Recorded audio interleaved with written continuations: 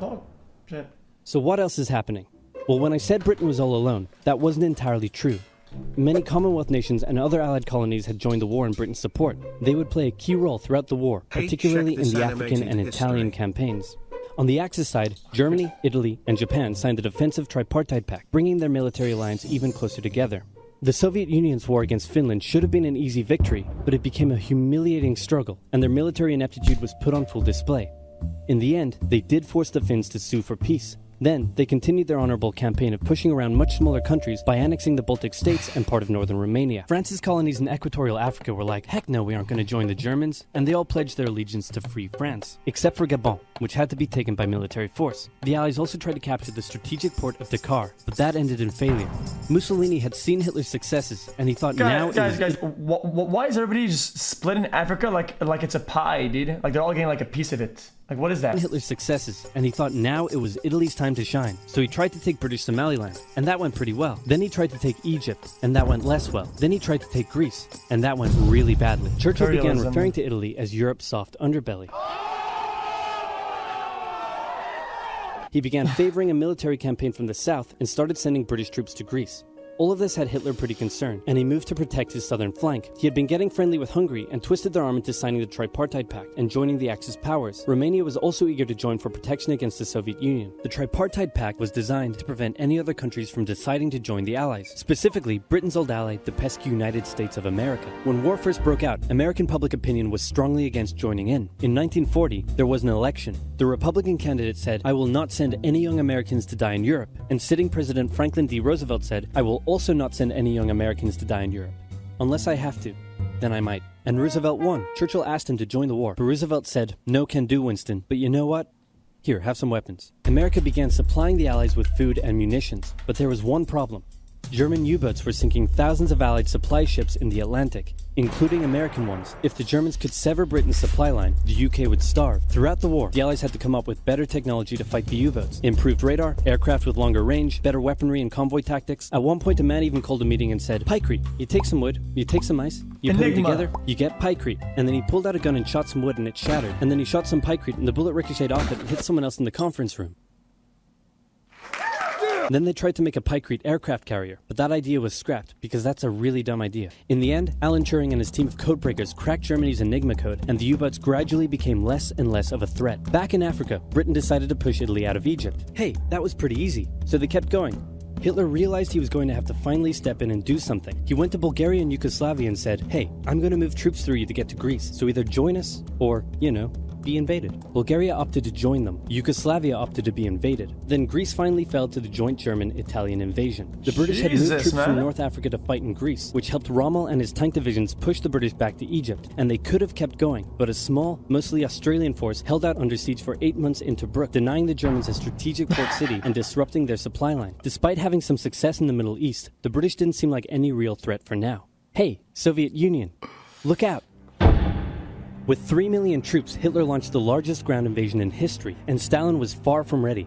Both Churchill and Roosevelt had warned him of an impending attack, but he dug his head in the sand and the Soviets didn't stand a chance. Germany made staggering progress, with huge encircling movements capturing mind-boggling numbers of Russian troops. 250,000 at Bialystok, Minsk, 300,000 at Smolensk, nearly 700,000 at Kiev, and again at Vyazma and Bryansk. Leningrad was put under a siege that would last an insufferable 4 years. The invasion of Russia had been Hitler's main ideological goal from the beginning, and his hatred for the ethnic peoples there was now unleashed in all its fury. The Eastern Front of the Second World War was brutal for all that endured it. The Germans were now inside of Moscow, and that's it.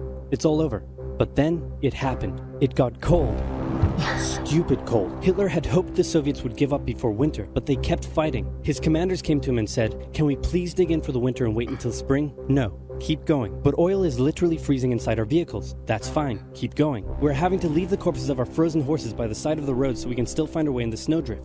"Perfectly normal, keep going." Hitler hadn't given his millions of men winter clothing and supplies because he thought he really should have won by now. Then, Stalin called in troops from the Siberian front, specially trained to fight in the extreme cold, and the Germans were no match. They were now being pushed back. They had no choice but to dig in and wait for winter to end.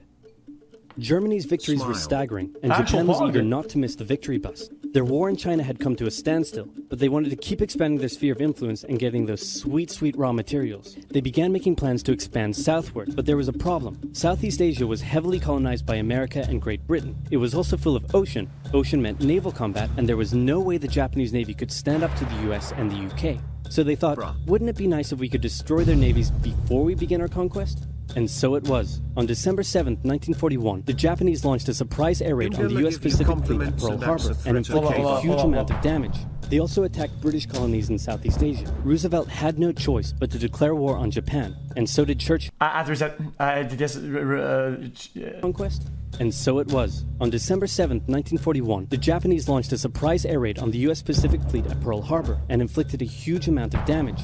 They also attacked British colonies in Southeast Asia. Roosevelt had no choice but to declare war on Japan, and so did Churchill. Hitler then declared war on America, even though he totally didn't have to. The attack on Pearl Harbor seemed like a big Japanese victory, but they didn't attack any of the naval repair yards, fuel storage tanks, or the submarine base, meaning the Pacific Fleet would be up and running again pretty soon. In the meantime, though, the Japanese were able to begin their conquest. They took Guam, the Gilbert Islands, Wake Island, Hong Kong, and the Philippines. They forced Thailand to join them so they could march their troops through to Malaya. They swept through Singapore, North Borneo, the East Indies, New Guinea, the Solomons, and they were now threatening northern Australia and the borders of India. Japan's victory had been as staggering as the Germans, and it reinforced the Japanese idea that this was a divine war which they were destined to win. But their victories had been based on speed, not power, and power would eventually catch up with them. For now, though, in all occupied nations, the people suffered. Persecution, forced labor, harsh punishments for any who spoke out against their occupiers. In Europe, the Nazis were rounding up ethnic minorities and other unwanted groups and individuals. In particular, millions of Jewish people would suffer through the terrible events of the Holocaust. Brave resistance movements rose up in defiance of their invaders, while the people held out for hope. And hope was coming. Winter was over, and Hitler could continue his push eastward. But this time, he switched up his strategy. He wanted to focus on the south. His plan was to cut off the Russian armies in the Caucasus, an area full of oil, and then invade the Caucasus and take all the oil. His forces moved across the north with ease, and Hitler got cocky. He rerouted the 4th Panzer Army south early, leaving the 6th Army... So, any resources they get that they want to use, they have to literally just travel it all back home and refine it, use it, transform it, industrial shit, and all the way back. To complete the encircling movement alone. To do so, the 6th Army had to reach and take the key Soviet city of Stalingrad. The Russians defended it fiercely, and Stalingrad saw some of the harshest fighting of the entire war. The Soviets held up the German advance for 5 months as they battled in the war-torn city, which bought them valuable time. When the Germans had first launched their invasion a year earlier, the Soviets had moved their factories to the east. Those factories had been building a butt-ton of tanks and aircraft and getting the Soviet army up to scratch. Now, it was ready. Stalin gathered his new and improved forces around the city, and in an attack that resembled Hitler's own encirclement tactics, they began surrounding the 6th Army. Hitler's commanders came to him and said, "Hey, maybe we should retreat," but Hitler said, "No, you stay." The entire 6th Army was trapped and had to surrender. With complete air superiority, the Soviets started pushing westward. For Stalin, it was a resounding victory. For Hitler, an absolute catastrophe. Things also weren't looking too good for Hitler elsewhere. With America now in the war, Again, sorry, question. In order to get all those factories running, and all those resources going, and all this crazy superiority and production, he had to do like a lot of things, right? Like put people to work and whatnot, and like forced labor and whatnot, right? And then the gulag and whatnot. Cities reached devastating levels. In Africa, the British had pushed Rommel back again. Then they were pushed back again, and finally, after a decisive battle at El Alamein, and with American and British troops arriving in the west, the Germans and Italians were squeezed out of Africa. Japan was also already seeing its rapid success being turned around. They attempted to take the island of Midway, but the US Navy was ready for the attack, and they sank Japan's carrier.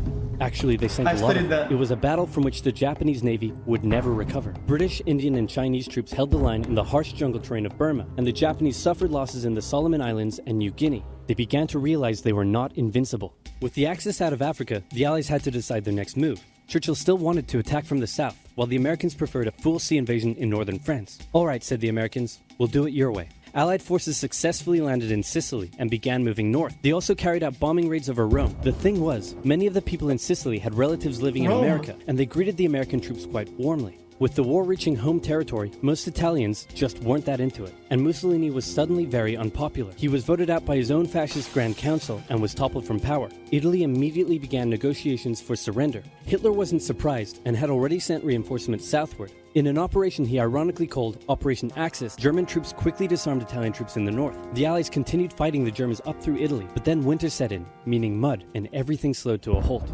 "All right," said the Americans, "let's do it our way as well." Germany had made itself a lot of enemies, and millions of Allied troops had been gathering in England as factories worked around the clock producing the war material needed for a super crazy massive the likes of which the world has never seen before invasion of Europe. The Germans knew an Allied invasion would come, but they didn't know where it would land. Thanks to Allied deception tactics, they thought there was a pretty good chance it would come at Calais, but the Allies were really going to land in Normandy because it was less fortified and the beaches were nicer. Under the careful planning of General Dwight D. Eisenhower, the invasion that had been long in the making was just about ready to go. Just one thing was preventing the launch: the British weather. For a short while, everyone sat around waiting for a decent day, and then it came. On the night of June 5th, over 1,000 bombers took off and raided coastline defenses, while paratroopers were dropped inland in a bit of a chaotic operation, tasked with sabotaging defenses and capturing key bridges to stop any German reinforcements from reaching the beaches. Early the next morning, the barrage came, as Allied ships fired a huge number of shells at the German fortifications, and then the landings. The Americans at Utah and Omaha, the British at Golden Sword, and the Canadians at Juneau. It was a tremendous struggle with a great loss of life. Canadians, where's our flag, motherfucker?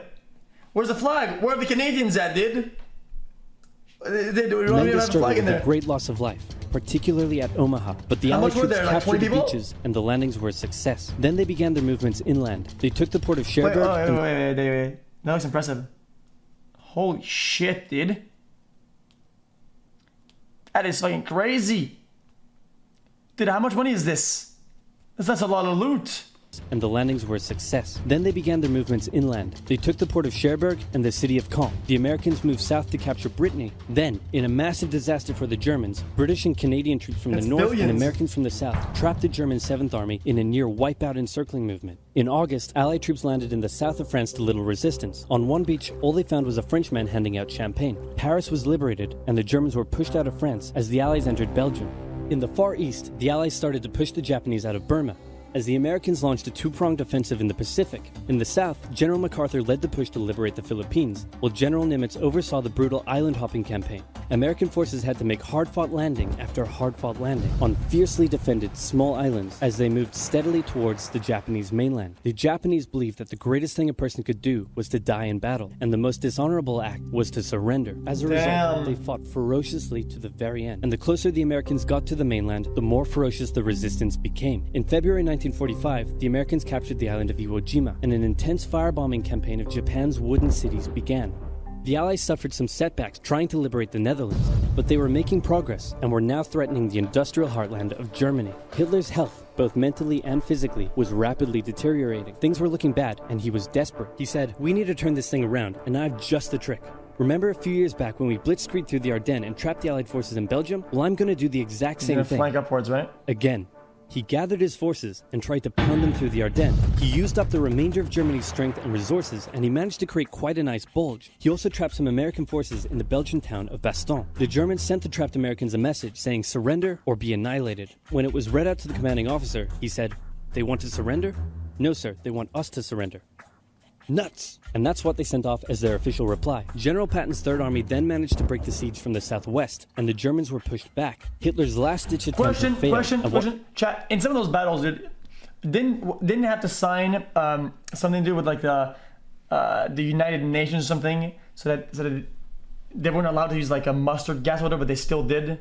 Right? Which is like a terrible thing. Followed was a total collapse of the German forces. The Allies pushed into Germany from both sides. The Soviet Union took Warsaw and kept pushing to Berlin. In his bunker, Hitler realized all hope was lost. Berlin fell, and with it, Hitler's dreams of a great German empire. Two of the Axis nations had been knocked out. One to go. The Americans began their assault on Okinawa, the last island before they reached the Japanese mainland. The desperate Japanese fought hard, launching kamikaze attacks on the US ships. The citizens of Okinawa suffered through the terrible fighting, but in 2 months, the island was captured. The Allies now had to make a choice: Either continue the devastating struggle up the Japanese mainland, or they could try to coerce the Japanese into surrendering now. In July, the first successful atomic bomb test took place in New Mexico, and the destructive weapon was ready for use. America and the UK were also seeing the Soviet Union not so much liberating as occupying its captured territories, and so they wanted to put on a show of force. On August 6th, the A-bomb fell on Hiroshima.